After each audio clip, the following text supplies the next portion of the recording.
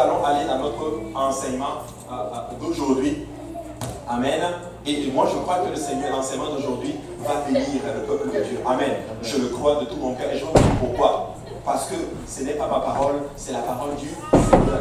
Amen. Et cette parole, elle ne sort pas sans revenir. Elle ne revient pas au Seigneur sans avoir produit ce dont pourquoi elle a été envoyée. Amen. Mais si je devais donner un titre à l'enseignement aujourd'hui, c'est, je sais que beaucoup de personnes le font, c'est comment argumenter avec Dieu et gagner. Comment argumenter avec Dieu? Est-ce qu'il y a des gens qui argumentent souvent avec Dieu ici? Ah oui, je lève vos mains souvent, je lève même les pieds. Amen.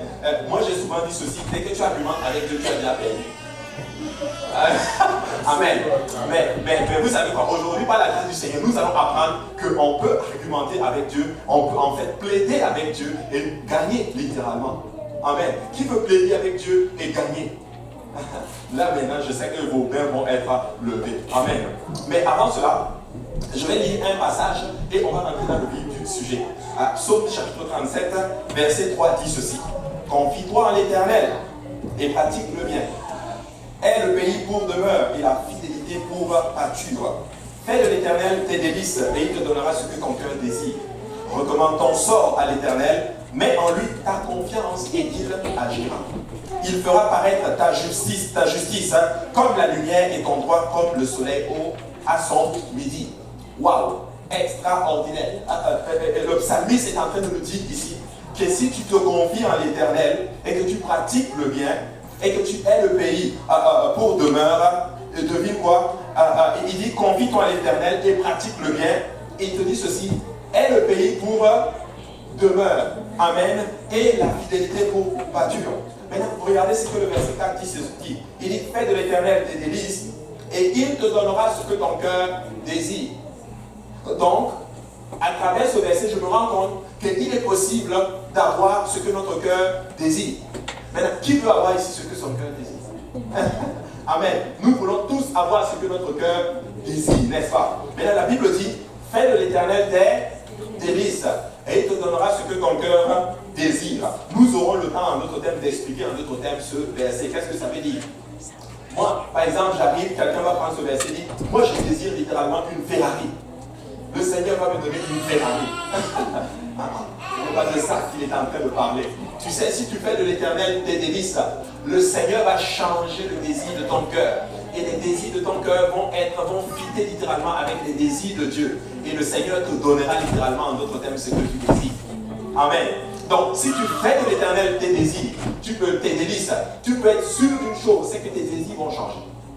Amen. Vous savez, avant de venir dans le Seigneur, j'avais des désirs, j'avais des rêves, j'avais des pensées, des ambitions et toutes ces choses. Quoique ce n'est pas mauvais de les avoir. Mais depuis que j'ai fait de l'Éternel mes délices, je vous assure, certains de ces désirs ont complètement changé. Certains d'entre eux se sont même éteints, disparus littéralement. Et vous savez quoi? De nouveaux désirs ont apparu. Et vous savez quoi? Dieu nous a donné ces désirs. Il m'a donné des nouveaux désirs que j'ai eus en fait lorsque je suis venu dans le Seigneur. Il dit ceci, recommande ton sort à l'Éternel. Mets en lui ta confiance et il va agir. Mets en l'Éternel ta confiance, le Seigneur va agir. Donc pour que le Seigneur agisse, nous devons mettre en lui notre confiance. Des fois nous mettons notre confiance en l'homme. Nous mettons notre confiance dans nos finances. Nous mettons notre confiance dans notre capacité physique. Nous mettons notre confiance littéralement même souvent dans le gouvernement. Mais le Seigneur est en train de dire, mets en moi ta confiance et je vais agir. Il dit même littéralement qu'il fera même paraître ta justice comme la lumière et ton droit comme le soleil à son midi. Je ne sais pas si vous avez déjà vu le soleil à son midi. Il y a quelques jours, il faisait très chaud. Est-ce qu'il y a des gens qui ont expérimenté la chaleur? Je vous assure, je viens du Burkina Faso, il fait chaud. Amen. Maman, elle est là, elle sait de quoi je parle. Il fait très chaud, elle confirme, il fait chaud. Mais je vous assure, la chaleur de ces 2 jours-là, c'était chaud. J'ai dit, wow, attends, où est-ce qu'on va là comme ça? Il faisait chaud. Amen. Et le soleil était vraiment à son midi. Maintenant, le Seigneur est en train de dire que littéralement, il fera paraître ta justice comme la lumière, ton droit comme le soleil à son midi. Ça veut dire ceci que quand le soleil est à son midi, tout le monde le voit. En d'autres termes, si on est juste avec toi, laisse-moi te dire que le Seigneur va te rendre justice. Et tout le monde verra littéralement que le Seigneur t'a justifié. Waouh, extraordinaire. Regardez, Luc chapitre 18, verset 1 dit ceci. Jésus leur adressa une parole pour montrer qu'il faut toujours prier et ne point se relâcher. Il dit qu'il y avait dans une ville un juge qui ne craignait point à Dieu et qui n'avait égard pour personne. Il y avait aussi dans cette ville une veuve qui venait lui dire « Fais-moi justice de par ma partie adverse. » Pendant longtemps, il refusa. Mais ensuite, il dit en lui-même « Quoique je ne craigne point Dieu et que je n'ai point égard pour personne, néanmoins, parce que cette veuve m'importune, je lui ferai justice afin qu'elle ne vienne pas sans cesse me rompre la tête. » En fait, le juge unique est en train de dire ici, juste parce que je veux être tranquille, je veux lui donner littéralement ce qu'elle veut. En passant, ce n'est pas un juge qui aime Dieu. Il dit littéralement que c'est un juge qui n'aimait pas Dieu. Et lui-même le dit, je n'ai égard pour personne. Mais tu sais quoi? Juste parce que je ne veux plus être dérangé, je vais donner à cette dame ce qu'elle veut, littéralement. Regardez, le Seigneur ajouta, entendez ce que dit le juge unique. Et Dieu ne fera-t-il pas justice à ses élus qui crient à lui jour et nuit et tardera-t-il à leur égard? Écoute, si un juge unique est capable de faire justice à une dame qui l'importune, qu'en est-il de notre Seigneur lorsque nous crions à lui? Je suis là pour dire à quelqu'un aujourd'hui, le Seigneur entend tes prières. Le Seigneur entend tes pleurs. Le Seigneur, en d'autres termes, ne fait pas semblant. Oh non, je l'ignore. Non, le Seigneur t'entend. Mais le Seigneur veut que tu comprennes une chose. Persévère et tu vas y arriver. Persévère et l'Éternel entendra et il te fera justice. Et tu sais quoi, ta justice paraîtra comme le soleil au midi, la Bible déclare. Amen. Regardez, Jacques 5, 12 dit ceci. Avant toute chose, mes frères et sœurs, ne jurez ni par le ciel, ni par la terre, ni par aucun autre serment, mais que votre oui soit oui, et que votre non soit non, afin que vous ne tombiez pas sous le jugement. Quelqu'un parmi vous est-il dans la souffrance? Qu'il prie. Quelqu'un est-il dans la joie? Qu'il chante des cantiques. Jacques est en train de dire ici que lorsque tu es dans un besoin, prie juste. Amen. Prie juste. Et nous allons apprendre tantôt là comment nous pouvons prier et plaider littéralement avec le Seigneur. Quelqu'un est-il malade? Qu'il prie. Mais souvent nous sommes malades, mais voici ce que nous faisons. Nous essayons d'appeler les gens à côté, nous essayons d'avoir des mesures à côté. En fait, nous promenons littéralement des regards inquiets. Au lieu de lever la tête vers la montagne d'où nous viendra le secours, au lieu littéralement de nous consacrer et de nous focaliser sur notre Seigneur Jésus-Christ, mais nous levons notre yeux littéralement vers des mains humaines, littéralement. Amen. Mais si quelqu'un est dans la souffrance, qu'il prie. Regardez, quelqu'un parmi vous est-il dans la souffrance? Qu'il prie. Qu'il prie. Quelqu'un est-il dans la joie? Et bien qu'il chante des cantiques. Quelqu'un parmi vous est-il malade? Qu'il appelle les anciens de l'église et que les anciens de l'église prient pour lui en loyant d'huile au nom du Seigneur. Il est encore question de la prière, littéralement. En d'autres termes, la réponse à nos problèmes, c'est la prière. Vous savez souvent, et ça j'ai appris cela récemment, souvent quand nous voulons conseiller les gens, on essaie de les conseiller, on essaie de les cajoler, on essaie de les prendre dans nos bras, ils pleurent, mais j'ai compris une chose, que si je les référais à la prière, si je les référais à Jésus-Christ, le résultat serait toujours meilleur. Vous savez quoi, quand les gens viennent vous voir, référez-les toujours à la prière, référez-les toujours vers Jésus, parce que le même esprit des enfants d'Israël plane aujourd'hui sur l'église. Les Israélites aujourd'hui, les enfants de l'église, ils ne veulent plus aller vers Dieu. Ils veulent aller vers le représentant de Dieu qui est l'homme de Dieu. Amen. C'est ce qu'ils ont dit. Toi, Moïse, va parler à Dieu et toi, viens nous dire. Mais Moïse voulait qu'eux-mêmes aillent parler à Dieu. Amen. Et nous devons aussi arriver à cette place. Dès qu'il y a un problème, frères et sœurs, avant chose, prie d'abord. Amen. Prie d'abord et tu vas voir comment le Seigneur va agir. Amen. La prière et la foi sauvera le malade et le Seigneur le relèvera s'il a commis des péchés et il sera pardonné. Amen. Regardez, confessez donc vos péchés les uns aux autres et priez les uns pour les autres afin que vous soyez guéris. La prière fervente du juste est une grande efficace. Le Seigneur est en train de dire que la prière du juste est une grande efficace. Je veux le dire ainsi. Celui-là qui est justifié par le Christ, lorsqu'il prie, ça a une grande efficacité. Amen. Parce que nous sommes justes par notre Seigneur Jésus-Christ. Lorsque nous avons obéi à l'évangile, répandis, baptisés au nom de Jésus, remplis du Saint-Esprit et marchant dans la sanctification, notre prière est une grande efficace. Amen. Ésaïe 45, 11 dit ceci: ainsi parle l'Éternel, le Saint d'Israël et son Créateur. Veut-on me questionner sur l'avenir, me donner des ordres sur mes enfants et sur l'œuvre de mes mains? Le Seigneur est en train de dire dans ce verset que tu es son enfant et tu es aussi l'œuvre de ses mains. Personne ne peut questionner littéralement le Seigneur littéralement en ce qui te concerne. Le Seigneur est digne et il est capable de tout faire littéralement. Amen. Très important. Écoute, dès que tu es un enfant de Dieu, tu es devenu littéralement la responsabilité de Jésus. Et personne ne peut venir questionner littéralement Jésus-Christ en ce qui te concerne. Le Seigneur dit littéralement: veut-on me questionner sur mes enfants? En d'autres termes, personne n'a le droit de me dire qu'est-ce que je dois faire avec mes enfants. Et même aujourd'hui, nous le disons souvent: hey, c'est mon fils, je suis responsable de mon fils. Personne n'a le droit de me dire quoi que je dois faire. Écoutez, le Seigneur est en train de dire qu'en ce qui te concerne, il sait exactement ce qu'il est en train de faire avec toi. Amen. Amen. Regardez verset 4, au verset 19, il dit ceci: je n'ai point parlé en cachette dans un lieu ténébreux de la terre, je n'ai point dit à la postérité de Jacob: cherchez-moi vainement. Dieu n'a jamais dit littéralement: cherche-moi et tu ne vas pas me trouver. Mais il a dit: cherche et tu me trouveras. Tu sais, oui, Dieu est un Dieu qui se cache. Mais celui qui cherche l'Éternel de tout son cœur, il va rencontrer le Seigneur. Je l'ai dit la dernière fois. Si tu cherches Dieu, tu vas rencontrer Jésus. Amen. Amen. Si tu cherches Dieu, tu ne vas pas rencontrer Allah. Tu ne vas pas rencontrer Bouddha. Tu ne vas pas rencontrer Confucius. Mais si tu cherches Dieu, devine qui va se pointer. C'est l'Éternel des armées qui est notre Seigneur Jésus-Christ.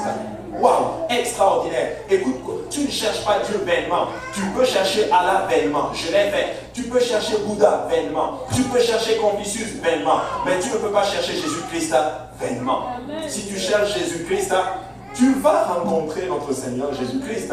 Écoutez, nous connaissons cet aveugle. Je crois que c'est Bartimée qui était dans la Bible. Écoutez, si un aveugle a réussi à arrêter Jésus-Christ dans une myriade de foules, laissez-moi vous dire que moi qui suis voyant, je dois être capable de faire plus que Bartimée. Écoutez, il y avait tellement de foules, mais Bartimée a dit: Jésus, fils de David, aie pitié de moi. Et Jésus s'arrête. Moi, je crois que ce jour-là, toutes les caméras du ciel étaient braquées sur Bartimée et Jésus-Christ. Wow! Un mendiant, il est aveugle, il ne voit pas. Mais écoute, il a réussi à arrêter le roi des rois, le Seigneur des seigneurs. Et Jésus lui demande-moi ce que tu veux.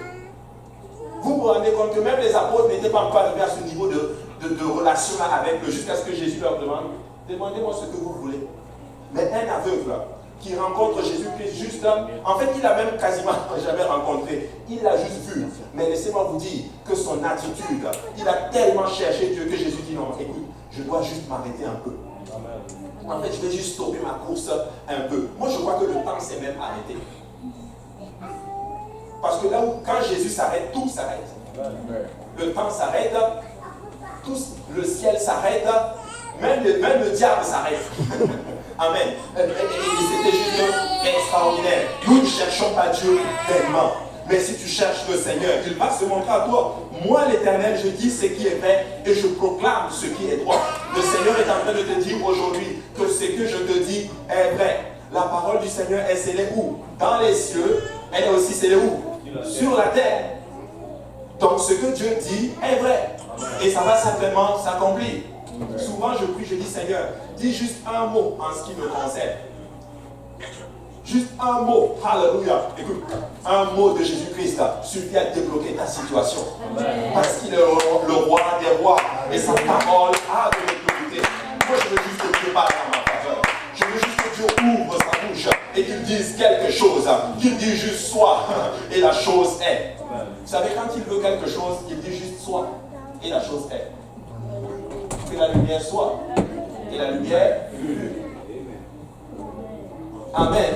Et ça, c'est extraordinaire. Nous devons amener Dieu à parler pour nous. nous devons amener Dieu à parler dans une situation. Parce que lorsque la parole du roi arrive quelque part, là, il y a de la puissance.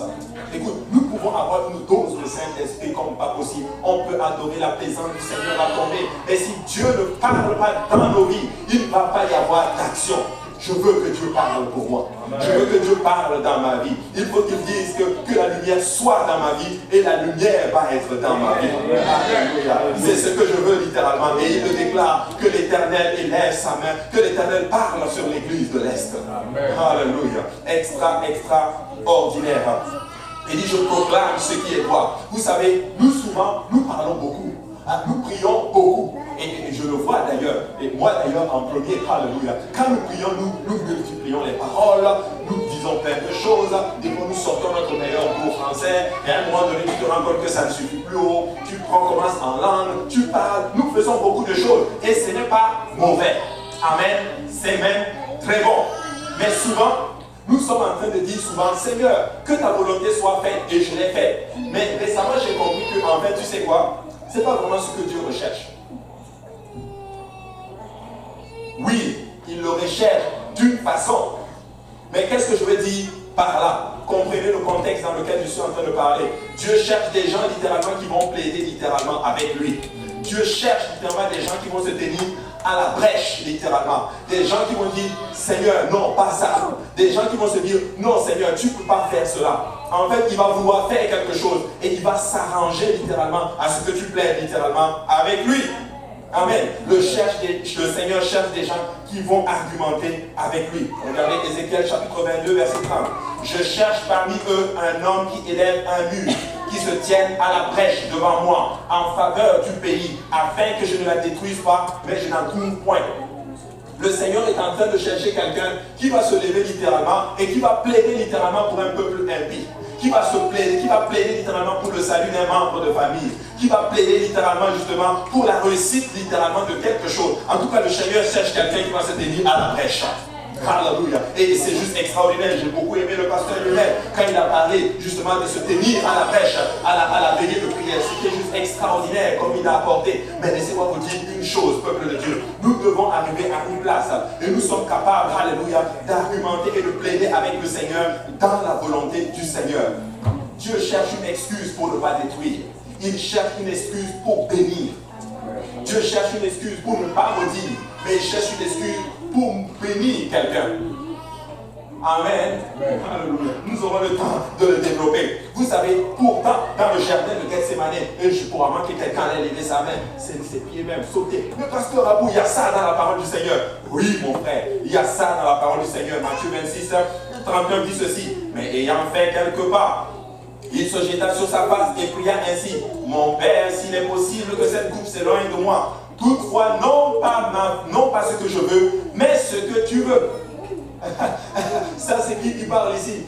Jésus-Christ, littéralement. Non pas ma volonté, mais ta volonté, Père. Écoutez, nous devons comprendre ce verset. Écoutez, dans ce contexte, Christ était en train d'aller à la croix. Christ était en train de vouloir accomplir le sacrifice ultime qui va sauver l'humanité.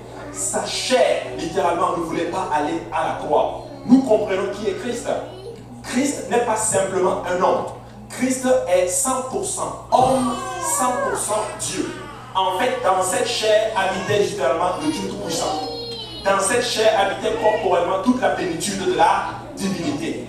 Mais quand il voulait aller à la croix, cette chair devait être crucifiée. Cette chair ne voulait pas aller à la croix. Est-ce qu'il y a des gens ici dont leur chair est contre eux? Est-ce qu'il y a des gens ici, lorsqu'ils veulent prier, ils sentent un peu de fatigue?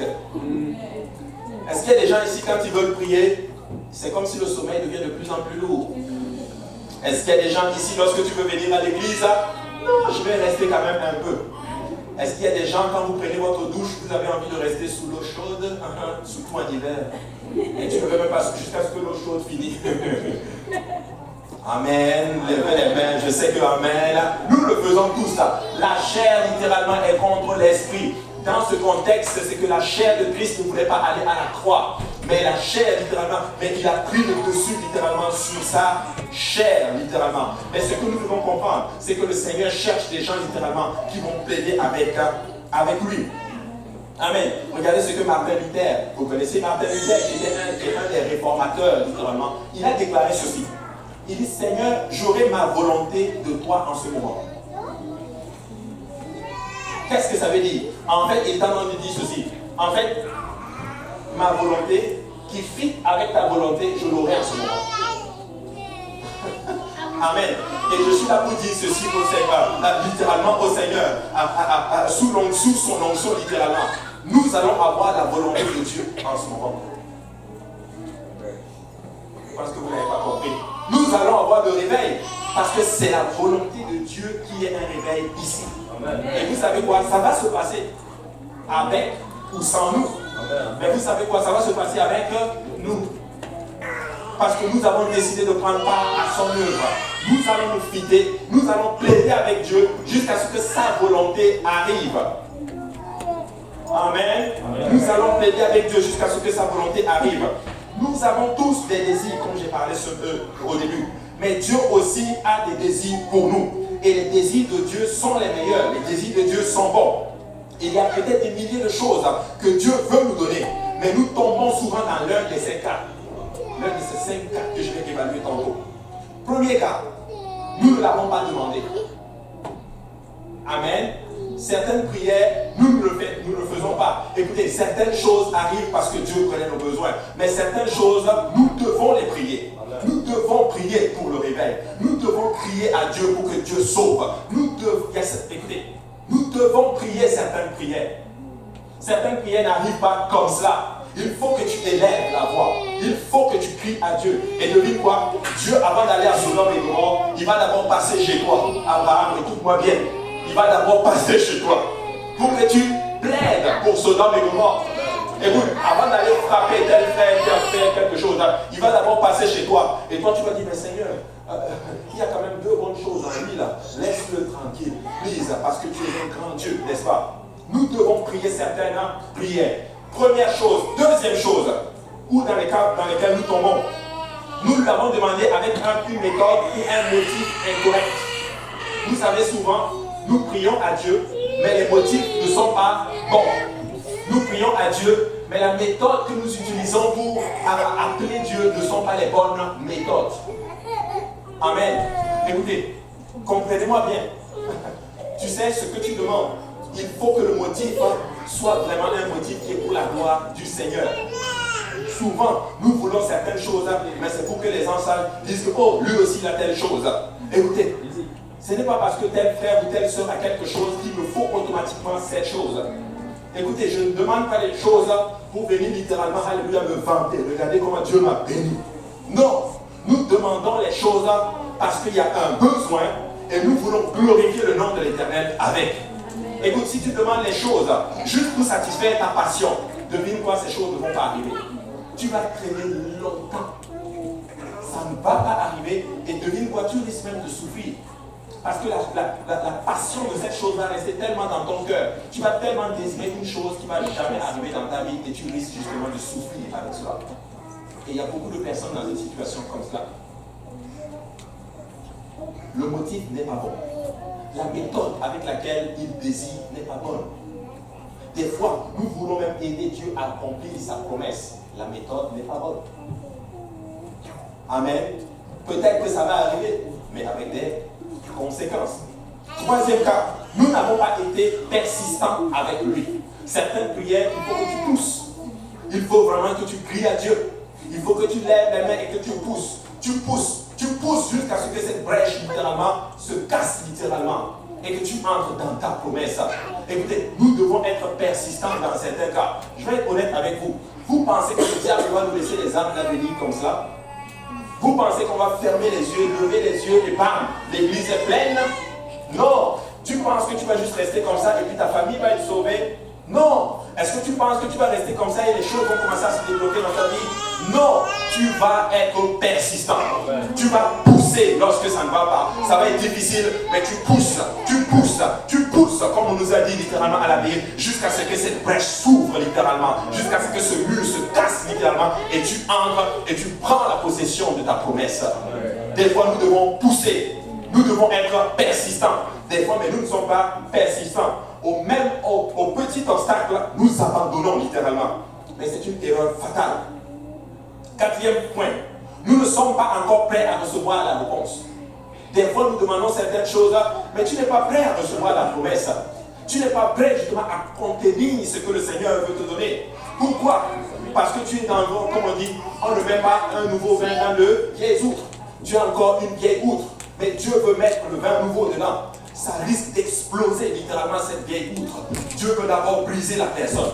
Dieu veut d'abord amener la personne à un niveau de repentance, un niveau de soumission littéralement à sa parole, pour pouvoir dans le fond agir littéralement dans ta vie. Mais nous devons arriver à une place où nous démontrons littéralement à Dieu que nous sommes assez matures et prêts à contenir ce que le Seigneur a pour nous.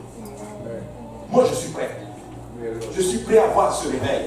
Écoutez, souvent nous ne sommes pas prêts à voir ce réveil. Ça implique beaucoup qui vont s'impliquer. Ça implique des sacrifices littéralement. Ça implique des maris qui vont rentrer tard chez eux. Ça implique des femmes qui vont dire Alléluia, qui vont prier pour ces maris-là. Alléluia. Ça implique cela. Sont-nous prêts?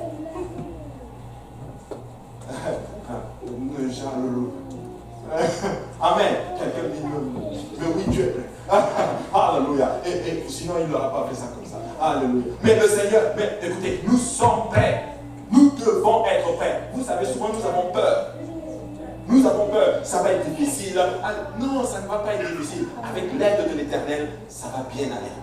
Avec l'aide de l'Éternel, ça va bien aller. Vous savez, moi, s'il y a quelqu'un qui a très peur du ministère, il est devant vous. J'ai eu très peur du ministère. J'ai encore un peu de crainte du ministère. Je révère ce ministère. L'apôtre Paul dit ceci, je glorifie mon ministère. Mais je vais vous dire une chose. Nous faisons ceci avec l'aide du Seigneur.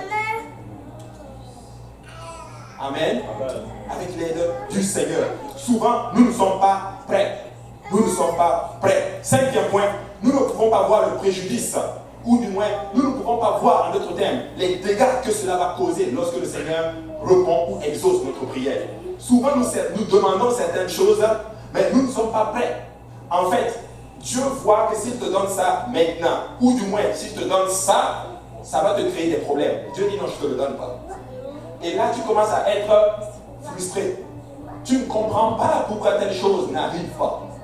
Mais le Seigneur, lui qui voit plus loin que toute chose, veut te préserver.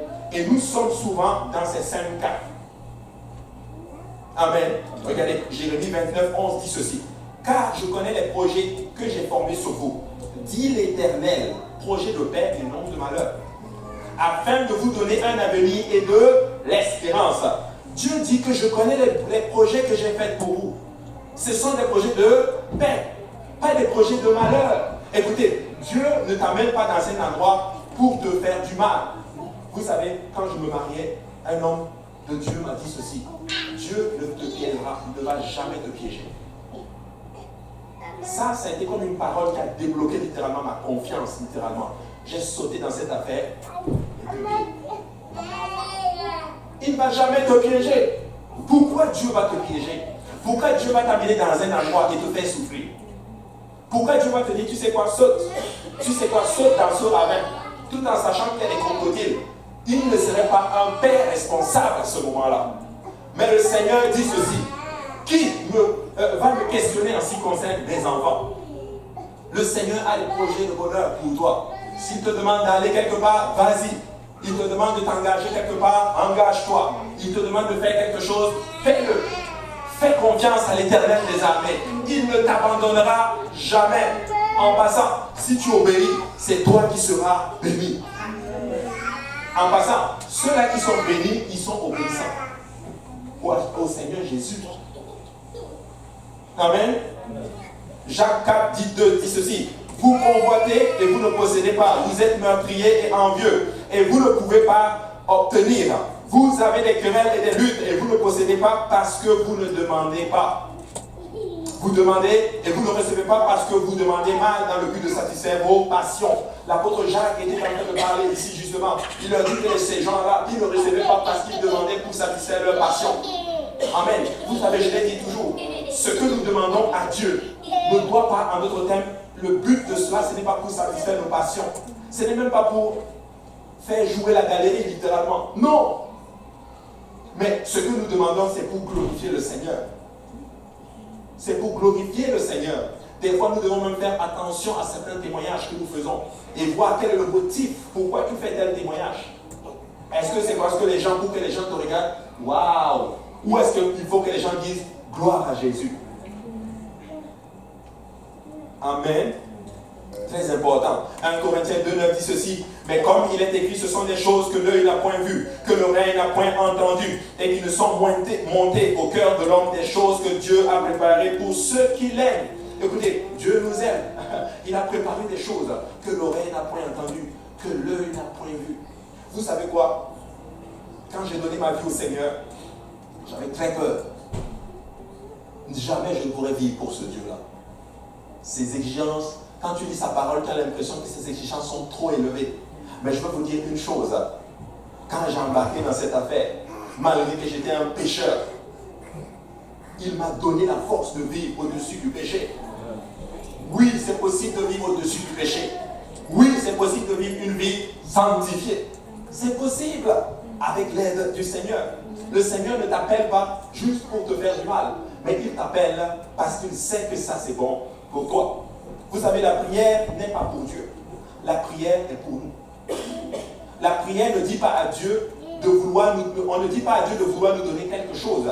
Mais la prière, c'est que nous essayons de convaincre Dieu que nous sommes prêts à recevoir. C'est ça la prière. Tu convaincs Dieu que je suis prêt. Avec des arguments à l'appui. Amen. Je vais le dire ainsi. En fait, la prière n'accomplit pas la volonté de Dieu au ciel ou la volonté de l'homme au ciel. La prière accomplit la volonté de Dieu sur terre. Qu'est-ce qu'il dit? Que ta volonté soit faite comme elle est faite où? Au ciel. Donc quand je prie, c'est pour que la volonté de Dieu pour moi s'accomplisse. Amen. Amen. Très important de comprendre ce principe. Maintenant, comment argumenter avec Dieu? Pour argumenter, premièrement, utiliser les promesses de Dieu. Vous savez, Jacob, quand il fuyait littéralement du moins quand il était de retour de Jabbok, il allait pour rencontrer son frère Ésaü. Mais quand il partait pour rencontrer son frère, il y a quelque chose de particulier, il a eu très peur. Mon frère est en train de venir m'accueillir avec des soldats, avec ses frères. Ça, c'est pas vraiment un comité d'accueil. Il vient juste pour me détruire parce que j'ai fait quelque chose il y a quelques années là. Apparemment, il ne l'a pas oublié. J'ai volé son droit d'aînesse. Mais regardez ce que Jacob dit au verset dans Genèse chapitre 32, verset 11.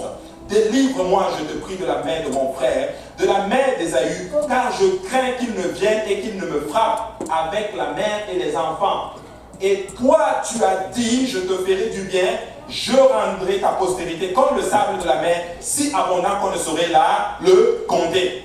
Il a rappelé à Dieu ses promesses. Seigneur, c'est toi qui m'as dit d'aller voir mon frère. Il est en train de venir me tuer. Je te rappelle ta promesse. N'as-tu pas dit que tu vas faire de moi littéralement une grande postérité? Tu l'as dit et ta parole déclare que tu es véridique. En fait, je veux vous dire ce que Jacob a fait. Il a scellé Dieu avec sa parole. Nous pouvons faire cela. Nous pouvons rappeler à Dieu ses promesses. Tu as déclaré dans ta parole, crois et tu seras sauvé, toi et toute ta famille.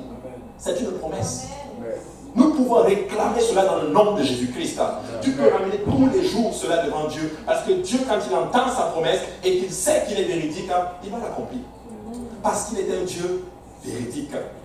Il a prié à Dieu, il a dit, rappelle-toi Seigneur ce que tu as dit. C'est l'un des meilleurs moyens, je vous assure, de voir vos prières répondues. Rappeler à Dieu ses promesses. Ça veut dire qu'il faut lire la Bible pour connaître les promesses de Dieu. Amen. Oh Seigneur, tes promesses. Quelles sont mes promesses? En fait, Dieu nous amène à lire sa parole. Nous devons connaître les promesses du Seigneur. Et je connais, il y a certaines promesses dans la parole du Seigneur. Je connais les projets que j'ai faits pour toi. Non des projets de malheur, mais les projets de bonheur. C'est une promesse. Je ne t'abandonnerai pas. C'est une promesse.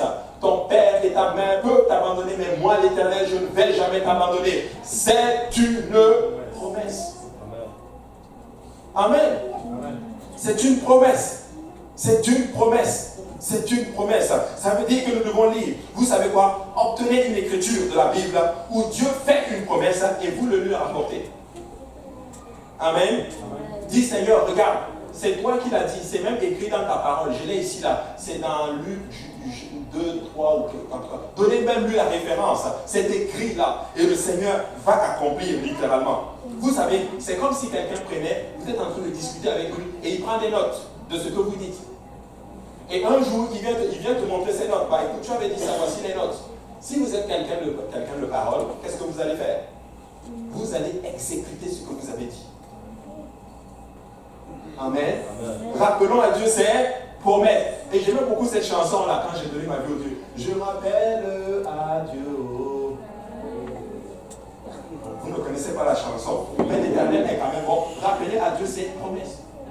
Il a parlé à Isaac, il a parlé à Jacob, il a parlé à Abraham, il a parlé à Sarah, il a pris des stériles, il les a fait enfanter, il a pris des faibles, il les a élevés, il a pris des gens justement rejetés, il les a levés, il les a lavés, il les a même fait asseoir avec les grands, il a pris des faibles pour diriger des forts. Tu peux lui rappeler sa promesse. Amen. Tu peux lui rappeler sa promesse. Vous savez quoi? Le Seigneur tient toujours ses promesses. Vous savez, le but de la prière, en fait, la prière en elle-même signifie juste demander. Amen. Demandez et il vous sera donné. J'ai beaucoup aimé une fois un enseignement, c'était le pasteur Serge qui l'avait fait. Le titre de son enseignement, c'est Demander. Je vous dis demander. Je disais à quelqu'un une fois, on parlait, la personne était chez nous, et je lui disais, tu sais, tout ce qu'on a demandé à Dieu, il nous a donné. Même ce qu'on n'a pas demandé, il nous a donné. Amen. Maintenant, est-ce qu'il y a des gens qui veulent demander à Dieu? Demandez-lui. Parce que Dieu attend juste que vous demandez. En fait, Dieu attend que tu pries. Dieu attend que tu demandes. Amen. Parce que demander veut dire prier. Ou prier veut dire demander. Amen. Amen. C'est comme les enfants, les bébés. Quand ils veulent quelque chose, qu'est-ce qu'ils font? Ils pleurnichent. Et on arrive tout de suite. Amen. Dieu dit dans sa parole, commandez-moi et je vais agir. En fait, le secret pour faire avancer les choses avec Dieu, ce n'est pas combien de temps vous priez ou à quel point vous priez, mais c'est simplement comment vous priez. Maintenant, quelqu'un me dit, oh, le pasteur, tu sais, on n'a pas vraiment besoin de prier beaucoup. Hein. Tu sais, il faut juste bien prier. Tu sais, Dieu voit mon cœur. Dieu voit mon cœur. Écoutez-moi très bien, mes frères et sœurs. Pour qu'il y ait la qualité, il faut qu'il y ait la quantité. Pour qu'il y ait une... Je l'ai déjà dit une fois quand j'enseignais, il y avait un prédicateur à qui on lui a demandé, il est puissamment utilisé par Dieu. Mais je vous dis, puissamment utilisé par Dieu. Et on lui a demandé combien de temps tu pries par jour. Il dit non, moi je prie juste 5 minutes. Les gens étaient scandalisés. Non, toi, 5 minutes, on oublie ça. Non. Et Dieu, tu utilises comme ça? Ah oui. Mais je veux vous dire quelque chose. C'est que moi, pour avoir 5 minutes de qualité, ça me prend au moins 1 heure, 1 heure et demie, 2 heures de prière. Et oui. Des fois, ça prend la quantité pour avoir la qualité. Mais on ne comprend pas cela. Non, on n'a pas besoin de crier beaucoup, tu sais. Non, il faut être cool quand on prie. Il faut être cool. Il faut quand même tempérer, il faut prier avec respect. Il faut prier avec classe. Mon ami, si je dois sauter pour que Dieu m'entende comme Bartimée, je vais faire un cri, je vous dis, même si je monte ici là et puis je saute en train de crier, laissez-moi, parce que je veux attirer le roi des rois. Je veux faire une prière de qualité au Seigneur. Alléluia. Et je peux voir des fois souvent certaines personnes qui sont refroidies par l'attitude des autres. Ils vont arriver, ils vont commencer à prier à haute voix, ils sont en feu pour Dieu, mais comme personne ne prie, ils réduisent la quantité de leur prière. Non! Écoutez, attire l'attention du Seigneur. Comment tu pries? Je prie parce que je veux attirer le roi des rois à moi. Je veux juste qu'il tourne son regard vers moi et qu'il me dise, fils, que veux-tu que je fasse pour toi maintenant? Amen. Regardez 2 Samuel, chapitre 7, 25 dit ceci. Maintenant, l'Éternel Dieu fait subsister jusque dans l'éternité la parole que tu as prononcée sur ton serviteur et sur sa maison et agit selon ta parole. Ça, c'est notre cher David. Écoutez, David a reçu en d'autres termes les promesses. Nathan est venu lui dire ce que Dieu lui avait dit parce qu'il voulait construire un temple pour le Seigneur. Mais voici ce qu'il dit, les promesses que le Seigneur lui a données, il a juste repris les mêmes paroles et il a scellé Dieu avec. Seigneur, agis envers moi selon ta parole. Tu as déclaré littéralement que de ma maison, le sceptre ne va jamais s'éloigner de ma maison. Vous savez ce que ça veut dire? La royauté viendra toujours de chez toi, David. Waouh! Le Seigneur est en train de dire que de toi, David, sortiront des rois. Moi, je ne sais pas pour vous, mais moi, j'aime cette promesse. Le Seigneur est en train de dire que de toi va sortir des rois. Ça veut dire qu'un de tes fils ou tes fils vont être rois. Tes petits-fils vont être des rois. Tes arrière-petits-fils vont être des rois. En fait, jusqu'à ce que je vienne, c'est juste des rois qui vont sortir de toi. Et même plus loin, le Messie, le roi des rois est sorti de David. David a scellé Dieu avec sa parole. Tu peux argumenter avec Dieu en lui rappelant ses paroles. En fait, tu peux plaider avec Dieu et gagner. Jésus dit ceci: si vous demeurez en moi, dans Jean 15, 7, et que mes paroles demeurent en vous, demandez ce que vous voudrez et cela vous sera accordé. J'ai dit tantôt, qui veut que Dieu lui donne tout ce qu'il demande? Nous le voulons tous. Voici ce que Jésus dit: demeurez en moi et que mes paroles demeurent en vous. Demande tout. Demande tout et Dieu te donne. Waouh! Et il a dit ceci à notre cher Salomon. Salomon est allé sacrifier à Dieu. Dieu lui dit: tu sais quoi, demande-moi tout ce que tu veux, je te le donne. Tout. Tu sais quoi? Dieu pouvait lui faire confiance. Parce qu'il y a certaines personnes, si Dieu vient te dire: demande-moi ce que je veux, ce que tu veux, je suis sûr que le feu va tomber sur certaines personnes. Seigneur, tue telle personne. Tue le sorcier qui est au village là, qui avait bloqué mes affaires. Tue l'oncle tel. Tu fais ceci, fais cela, fais cela. Donne-moi ceci, donne-moi cela. Donne-moi une grosse voiture. Comme ça, ils vont savoir que nous aussi, on peut rouler dans les grosses voitures. En passant, la maison que tu vas me donner là, il faut qu'il y ait au moins 7 chambres. Parce que ma cousine, elle a acheté sa maison, il y avait 5 chambres. Il faut que j'ai 2 chambres de plus. Non, non, je fais la joke là. Pour qu'on plaisante, pour qu'on rit un peu. Mais je suis là pour dire ici, écoutez, nous demandons pour que Dieu soit content. Écoutez, Salomon dit: tu sais quoi, donne-moi juste la sagesse. Parce que moi, je veux juste diriger ton peuple. Écoutez, quelqu'un doit juste dire à Dieu: donne-moi la force de vivre pour moi, pour toi. Aide-moi à t'aimer d'un amour sincère et pur. Aide-moi à aimer ton peuple. Aide-moi à aimer les gens. Aide-moi à faire ta volonté. Dieu dit: tu sais quoi, ok, tu as compris, je te donne en d'autres termes la richesse par-dessus. À ce moment-là. Les promesses de Dieu sont comme un chèque. En fait, quand tu vois une promesse dans la Bible, c'est un chèque pour toi. Tu le prends juste et puis tu l'amènes à la banque, qui est le Seigneur lui-même. Et il te donne. Amen. Tu sais, quand un chèque est fait à ton nom, moi j'aime bien quand les chèques sont faits à mon nom. Alléluia, je suis content. Et souvent quand il y a un 1, et puis au moins 5 0 derrière. Vous aimez ça aussi, hein? Vous aimez, ok. Ne faites pas comme si vous n'aimez pas. Ça, c'est des dégâts spirituels et tout là. Non, nous, on n'aime pas ça. Mais tu sais quoi? Si tu l'apportes à la banque, ça marche. C'est pas un chèque sans provision. Amen. C'est un chèque avec provision, n'est-ce pas? Mais quand nous apportons à Dieu ses promesses, il agit. Amen. Deuxième point, tu peux argumenter avec Dieu en utilisant sa réputation. Regardez, sur le mont Carmel, Élie, littéralement, a utilisé la réputation de Dieu pour le faire agir. 1 Roi 18 dit ceci, verset 36, au moment de la présentation de l'offrande, Élie le prophète s'avança et dit: Éternel Dieu d'Abraham, d'Isaac et d'Israël, que l'on sache aujourd'hui que tu es Dieu en Israël, que je suis ton serviteur et que j'ai fait toutes ces choses par ta parole. Réponds-moi, Éternel, réponds-moi afin que ce peuple reconnaisse que c'est toi, Éternel, qui es Dieu et que c'est toi qui ramènes leur cœur. En fait, il ramène à Dieu. Réponds-moi pour qu'on sache que tu es Dieu. Il était juste en train de dire ceci à Dieu. En fait, ta réputation est en jeu. Amen. Et je vais vous dire une chose. Dieu aime se glorifier. Dieu aime qu'on sache qu'il est Dieu. Dieu aime qu'on sache que c'est lui le Seigneur. Il le déclare dans sa parole. Je ferai ceci et tout le monde saura que je suis l'Éternel. Tu sais, tu peux arriver à cette place pour dire: Seigneur, si tu ne fais pas cela, les gens vont dire que quoi? Qu'est-ce qu'ils vont dire de toi? L'Éternel des armées, n'est-ce pas toi qui confonds toutes choses?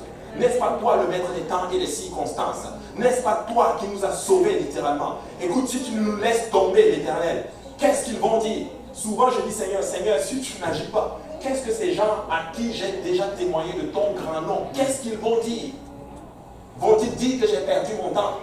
Vont-ils dire justement que j'ai été dupé littéralement? Et Dieu dit non, ma réputation est en jeu. Tu sais, quand tu prêches, ou du moins quand tu fais des choses, n'aie pas peur. Moi je sais que je suis en train de faire un bon travail pour le Seigneur lorsque je prêche la parole du Seigneur. Parce que ce n'est pas ma réputation qui est en jeu. C'est la réputation de Dieu qui est en jeu. Et vous savez quoi? Il va glorifier son nom et il va oindre cela. Amen. Très important. Très important. En raison de la rébellion d'Israël, Dieu ne voulait pas aller justement dans la terre promise avec eux. Mais Moïse a dit ceci à Dieu. Dieu, je ne vais pas à moins que tu sois avec moi. Et parce que Moïse a insisté, Dieu a finalement cessé et a dit à Moïse quoi faire afin qu'Israël puisse trouver justement un lieu pour se repentir. Tu sais, Moïse n'a pas prié une grande prière formelle. Il a simplement dit à Dieu ce que Dieu voulait entendre. Il a dit à Dieu, tu sais quoi, si je ne vais pas, si toi tu ne viens pas avec nous, je n'y vais nulle part. Et je suis là pour déclarer, alléluia, cette église de l'Est. Si Dieu n'est pas avec nous, nous n'allons nulle part. Amen. Dieu va être avec nous, alléluia. Nous ne voulons même pas un ange avec nous. Nous ne voulons même pas l'ange de l'Éternel avec l'ange tel. Alléluia, vous connaissez leur nom. Mais nous voulons Jésus-Christ avec nous dans ce projet. Et vous savez quoi? Il est avec nous. Il est avec nous. Et c'est sa réputation qui est en jeu. Dieu va faire son œuvre. Gloire à l'Éternel. Béni soit l'Éternel. Que son nom soit béni à jamais. Et vous savez quoi? Il va s'arranger à ce que tout le monde sache que c'est lui qui l'a fait. Amen. Exode chapitre 33 verset 11. L'Éternel parlait avec Moïse face à face comme un homme parle à son ami. Waouh! Il était arrivé à une place où il avait la capacité d'avoir une audience avec le Seigneur. Et il parlait littéralement à Dieu. Nous pouvons arriver aussi à cette place littéralement et nous rappelons à Dieu littéralement ses promesses. Puis Moïse retournait au camp, mais son jeune serviteur Josué, fils de Nun, ne sortait pas du milieu de la tente. Vous vous rendez compte, quelqu'un qui parle face à face avec Dieu. Waouh! C'est comme si je prenais une chaise, je dépose la chaise et je mets une chaise et Dieu vient s'asseoir et puis on parle à une cause. C'était le cas avec notre cher Moïse. Extraordinaire. Avez-vous vu déjà quelqu'un qui veut être imploré? J'en rencontre souvent. Ils veulent juste qu'on les flatte. Ils veulent juste qu'on les implore. Est-ce que tu veux venir manger avec nous? Non, je n'ai pas faim. Non, viens manger avec nous. Non, je ne peux pas venir. On taille la faim. Non, je ne veux pas venir. Donc, tu sais quoi? Tu sais, si tu ne viens pas, ça ne va pas être cool. Il faut que toi tu sois là. Ta présence est importante. Ok, c'est bon, j'y vais. Amen. Vous savez, on peut faire ça avec Dieu. Papa, si tu n'es pas avec moi, papa, si tu n'agis pas, écoute, tu mets la réputation du Seigneur en premier lieu. En fait, ces gens-là, c'est qu'ils veulent littéralement, ils veulent être convaincus. En fait, Dieu veut que tu le convainques, en fait. Dieu veut que tu le convainques pourquoi il doit faire telle chose dans ta vie. Amen. Moïse a rappelé à Dieu sa réputation et il a gagné. Amen. Qu'est-ce que les païens vont dire si tu ne sauves pas Israël et que tu laisses Israël périr dans le désert? Est-ce que c'est dans les Écritures? Oui. Qu'est-ce qu'ils vont dire si nous périssons ici? En fait, tu nous as fait sortir de l'Égypte pour venir nous tuer ici. Qu'est-ce que les gens vont dire de toi, Jéhovah? Toi, Jésus-Christ. Amen. Amen. Sa réputation est en jeu. Amen. Amen. Très, très, très important. Regardez ce que la Bible dit. 2 Rois 19 dit ceci. Maintenant, Éternel notre Dieu, délivre-nous de la main de Sanchérib et que tous les royaumes de la terre sachent que toi seul es Dieu, ô Éternel. Vous connaissez l'histoire d'Ézéchiel, littéralement. Avec Sanchérib, le roi de Sanchérib était venu pour détruire Israël. La Bible enseigne qu'il va prendre la lettre que le diable lui envoie littéralement. Moi j'appelle cela une lettre du diable. Il amène cela dans la maison de l'Éternel. Il va poser cette lettre et il va commencer à invoquer le nom du Seigneur. Vous savez, nous devons amener des fois nos situations dans la maison du Seigneur et rappeler à Dieu. Et si tu n'agis pas, que vont-ils dire? il faut qu'on sache que toi seul sauve. Il faut qu'on sache que toi seul es Dieu sur toute la terre et qu'il n'y en a point d'autre. Glorifie ton nom, ô Éternel. Troisième point, argumenter avec Dieu en utilisant ses attributs. Vous savez c'est quoi ces attributs? Je regardais la définition juste avant d'arriver. L'attribut, c'est quelque chose qui est propre à une personne spécifique. Quand je dis la bonté, c'est Dieu lui-même. La miséricorde, c'est Dieu lui-même. Tu peux arriver à cette place et tu le rappelles ses attributs. Seigneur, tu es bon et miséricordieux. Tu sais quoi, des fois nous tombons, mais Seigneur, je compte sur ta miséricorde. Parce que personne n'est aussi miséricordieux que toi, Seigneur. Écoute, Seigneur, je compte sur toi, parce que personne n'est aussi bon que toi. Tu es bon, Éternel. Tu donnes la grâce, tu donnes la miséricorde. C'est toi, alléluia, qui es le seul et unique vrai Dieu. Ce sont des attributs qui sont propres littéralement à Dieu lui-même. Amen. Si Dieu n'a pas encore répondu à vos prières, revenez à lui et dites-lui que personne n'est comme lui. Amen. Amen. Dites-lui que personne n'est comme lui. Dites-lui que lui seul est le Seigneur. Dites-lui que lui seul est le miséricordieux. Amen. Et ça, c'est vraiment important. Vous savez, les attributs, ça, c'est vraiment très, très, très fort et très puissant. Parce que tu peux serrer quelqu'un avec. Et une personne m'avait déjà une fois attrapé avec cela. Une fois, j'avais dit à un frère, je vais faire telle chose. Et j'ai entendu. Et un jour, il est venu me voir. Il m'a dit, mais frère, tu m'avais dit que tu vas faire cela. J'ai dit, bon, et j'étais vraiment pressé et fatigué. Les hommes de Dieu sont souvent fatigués. J'ai dit, je suis fatigué. Et vous savez, il s'est juste retourné et m'a dit, mais tu avais dit que tu allais le faire. Cette phrase m'a bloqué. Cette phrase m'a figé. Je me suis juste retourné, je lui ai dit, ok, qu'est-ce qu'on fait? Ok, faisons ce que tu veux qu'on fasse. Amen. Nous pouvons faire cela avec le Seigneur. Regardez, Genèse 18, 25 dit ceci. Faire mourir le juste avec le méchant en sorte qu'il en soit du juste comme du méchant. Loin de toi cette manière d'agir. Loin de toi celui qui juge toute la terre. N'existera-t-il pas la justice?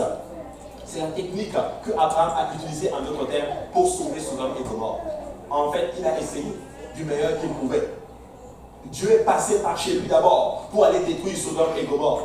Parce que Dieu cherchait en d'autres termes une excuse pour ne pas détruire Sodome et Gomorrhe. Et Abraham a dit, écoute, tu ne peux pas faire cela.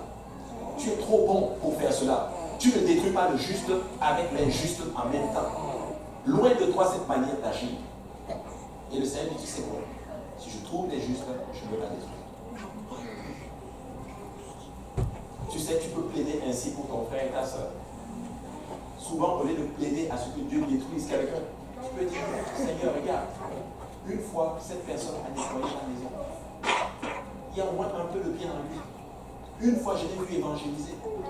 Une fois, je l'ai vu parler de toi. Une fois, je l'ai vu à l'autel prier. Papa, tu te souviens qu'il a parlé en langue? Ça veut dire que tu l'avais rempli ce jour-là du Saint-Esprit. Tu te souviens quand il a pris la décision d'entrer dans les eaux de baptême? Papa, souviens-toi.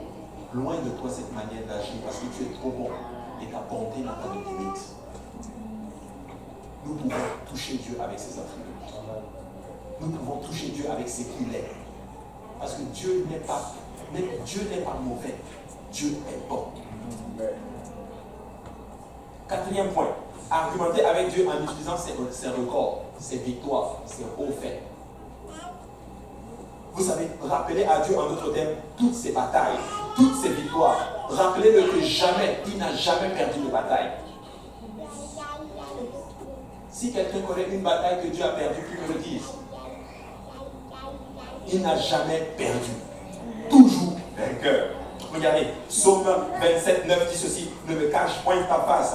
Ne repousse pas avec colère ton serviteur. Tu es mon secours. Ne me laisse pas. Ne m'abandonne pas. Dieu de mon salut, littéralement. Il est en train de dire, c'est toi mon secours. David est en train de me dire. Il est littéralement en train de dire, toutes les batailles que j'ai faites, Seigneur, c'est toi qui m'as secouru.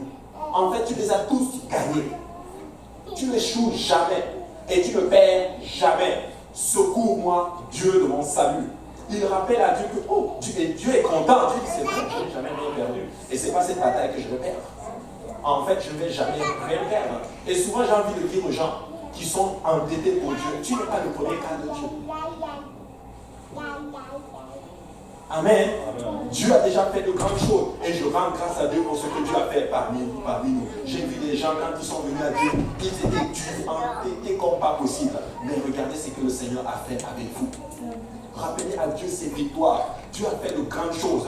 Témoignage, bénissez le nom de l'Éternel. Dites ses hauts faits pour l'élever, pour dire qu'il n'a jamais perdu et qu'il est tout puissant. Nombre 14, verset 13 dit ceci. Moïse dit à l'Éternel, les Égyptiens la prendront du milieu duquel tu as fait monter ce peuple par ta puissance. Et ils diront aux habitants de ce pays, ils savaient que toi, l'Éternel, tu es au milieu de ce peuple, que tu apparais visiblement.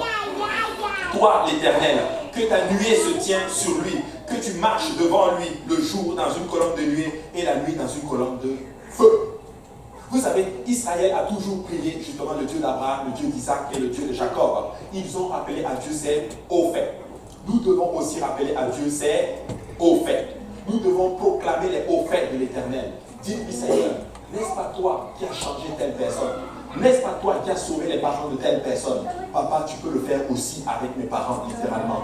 Aucune situation n'est trop difficile pour toi, l'Éternel des armées. Et je sais que tu vas agir. Aucune situation n'est trop difficile pour notre Seigneur. Nous devons donc penser ainsi. Seigneur Jésus, je dirai ceci dans l'assemblée pour ta gloire. Amen.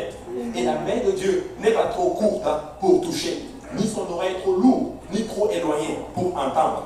Maintenant, quelle est l'importance de votre demande aujourd'hui? Quelle est l'importance de votre demande pour vous? Pourquoi ne pas plaider avec Dieu dans sa volonté et gagner?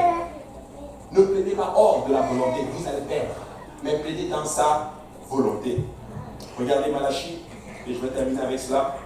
Malachie 3.10 dit ceci: apportez à la maison du trésor toutes les dîmes, afin qu'il y ait de la nourriture dans ma maison. Mettez-moi de la sorte à l'épreuve, dit l'Éternel des armées, et vous verrez si je n'ouvre pas pour vous les écluses des cieux, si je ne répands pas sur vous la bénédiction en abondance. Dieu te défie aujourd'hui. Fais-moi confiance. Agis. Plaide dans ma volonté et tu vas gagner. Donc oui, nous pouvons plaider avec Dieu. Mais nous devons plaider ensemble. Et Dieu va répondre à nos prières. Amen. Est-ce qu'il y a des gens qui veulent plaider avec Dieu? Est-ce qu'on peut se lever dans la présence du Seigneur aujourd'hui? Alléluia. Alléluia. On ne va pas venir à l'hôtel, nous allons faire une prière de clôture. Mais si vous voulez plaider à Dieu même maintenant, en ce moment, plaidez avec Dieu. Rappelez-lui ses hauts faits. Utilisez ses attributs. Utilisez qui il est. Et vous allez voir, Dieu va agir dans vos vies. Dieu va puissamment agir dans vos vies. Amen. Alléluia. Élevons nos voix et prions tous ensemble. Éternel des armées, nous te rendons grâce aujourd'hui, Seigneur. Nous venons maintenant, Seigneur, mettre en pratique ce que nous avons appris aujourd'hui, Seigneur. Nous venons maintenant, Seigneur, Papa, il va chanter à prier. Plaider maintenant avec toi, Seigneur, pour ces âmes qui sont perdues, Seigneur. Nous venons maintenant remettre, Seigneur, il va chanter à la Maolo Santa. Nous venons remettre Montréal-Est entre tes saints bras, Seigneur. Nous venons remettre Montréal, le Québec, Seigneur Jésus-Christ, Papa, entre tes saints bras, Seigneur Jésus-Christ. Nous venons maintenant te dire, Seigneur, Papa, que tu es le Tout-Puissant, Seigneur. Nous venons maintenant t'élever, Seigneur Jésus-Christ. Nous venons te glorifier, Seigneur. Nous venons maintenant te dire que toi seul es capable de sauver, Seigneur. Sauve cette nation, Seigneur Jésus-Christ. Apporte, Seigneur, ce réveil, Seigneur, que tu as dit dans tes Écritures, Seigneur, Papa. Apporte-le pour la gloire de ton nom, Seigneur. Et je prie maintenant, Seigneur, pour toute âme étant sous le temple de ma voix maintenant, Seigneur. Je prie, Seigneur, que toute prière, Seigneur, Papa, que tout besoin en ces lieux soit couvert, Seigneur. Et que ces personnes viennent glorifier ton nom, Seigneur, par un témoignage que tu vas leur donner, Seigneur. Sois éternellement béni, Seigneur Jésus-Christ. Sois glorifié, Seigneur, que toute gloire et tout honneur te reviennent, Seigneur. Au nom de Jésus-Christ, nous te prions. Et nous disons tous au nom de Jésus. Au nom de Jésus. Alléluia. Est-ce qu'on peut battre les mains pour le Seigneur?